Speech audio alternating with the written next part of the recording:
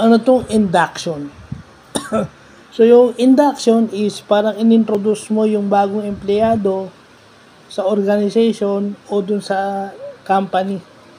So, halimbawa, na-hire siya, yung newly hired, inintroduce mo dun sa mga ibang kasama sa empleyado, inintroduce mo dun sa kanyang mga workmates, inintroduce mo dun sa kanyang immediate superior. So, ganun yung induction.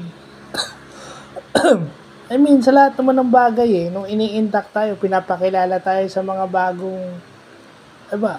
Parang yun yung introduction, diba? Sa mga tao, ini-introduce ka, parang ganun. Sa corporate world, ang tawag doon, induction. So, yun.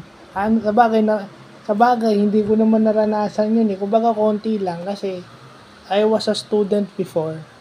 Kilala na nila ako. So, inintroduce ako doon sa trabaho ko na lang.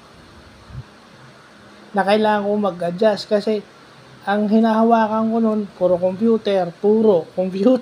Pero nagtrabaho ko, purely office. So, doon ako na-introduce. At medyo nahirapan ako doon. Nangapa ako doon. To be honest. So, yun, butit nalalaman natin yan. Na-expand yung ating human resource management knowledge. So, yun lang pa.